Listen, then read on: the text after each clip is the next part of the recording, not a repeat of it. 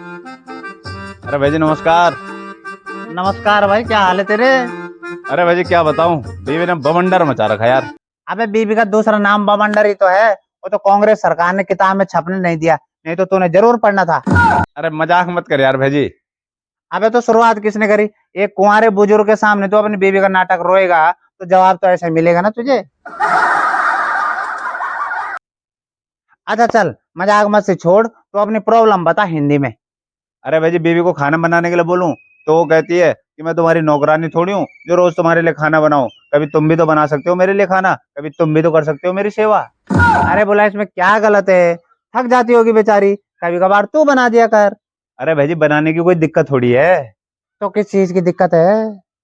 दिक्कत ये है कि वो प्यार से नहीं बोलती, अहंकार से बोलती है। और बोलती है कि अब वो जमाना गया जब औरत पति की सेवा करती थी, अब सब बराबर हैं। अकेले तेरे जीवन की समस्या नहीं है बोला, ये सबके जीवन की समस्या होने वाली है धीरे धीरे। तो फिर इसका सुधार कैसे होगा? प्रेम से होगा बोला, प्रेम से। प्रेम का मतलब प्रेम चोपड़ा नहीं, प्यार से होगा बोला, प्यार से। अरे भाई जी प्यार का तो पता नहीं, पर तकरार ज्यादा हो रही है आजकल पति पत्नी के रिश्ते में। ये बात तो पति पत्नी दोनों को समझनी चाहिए कि क्यों हो रही है। अरे भाई जी कैसे समझूं और कैसे समझाऊं अपनी बीवी को? अच्छा चल, तू ये बता, हमारा कोई शास्त्र कहता है कि एक आदमी को अपनी पत्नी की सेवा करनी चाहिए? शास्त्र? नहीं तो। अच्छा, तो हमारा कोई शास्त्र कहता होगा कि आदमी को अपनी पत्नी को भगवान मानना चाहिए?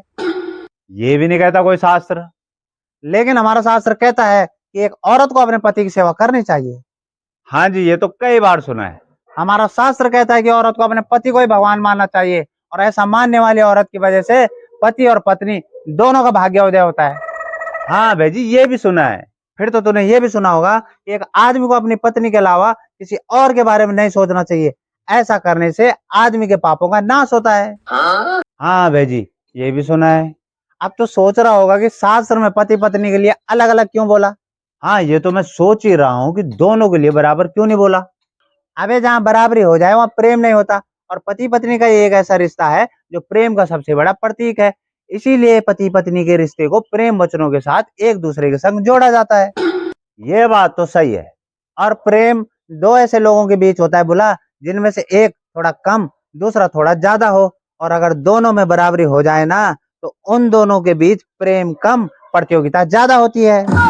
मैंने ये किया, तूने नहीं किया, तूने ये किया, मैंने नहीं किया, ऐसी प्रतियोगिता उन दोनों के बीच होते रहती है। दो बराबर के लोगों में तो दोस्ती भी नहीं होती है, उन दोनों के बीच भी एक दूसरे को झुकाने की प्रतियोगिता चलते रहती है। हाँ भाई जी ये बात तो है। दो बुद्धिमान एक साथ नहीं रहते, दो ताकतवर एक साथ नहीं रहते, दो पैसे वाले भी एक साथ नहीं रहते। यही बात तो है बोला, जो बराबरी होने पे दो भाई भी साथ नहीं रहते। शादी से पहले उनके बीच में कम ज्यादा, छोटा बड़ा, सही गलत या बराबरी की हिस्सेदारी का कोई झगड़ा नहीं होता। लेकिन जब उनकी शादी होती है ना, तब वो भी हर चीज में कम ज्यादा, छोटा बड़ा, सही गलत या बराबरी की बात करने लगते हैं। फिर उनके बीच भी प्रेम खत्म, प्रतियोगिता शुरू, और यही प्रतियोगिता आखिरकार उन दोनों भाइयों को अलग कर देती है। बिल्कुल सही बात बोली भाई जी। तो बोला, समझे इसका मतलब? जिधर बराबरी का किस्सा शुरू, उधर प्रेम खत्म, प्रतियोगिता शुरू। शास्त्र लिखने वालों को भी मालूम था, दो बराबरी के लोगों में प्रतियोगिता होती है, प्रेम नहीं। इसीलिए उन्होंने कहा है कि घर की देवी पत्नी होती है, और पत्नी का देवता उसका पति होता है। और यह बात पति पत्नी दोनों को समझनी चाहिए। इसी में उन दोनों का उद्धार है। समझे? सही बात। हाँ भाई जी कुछ कुछ समझ में तो आया है।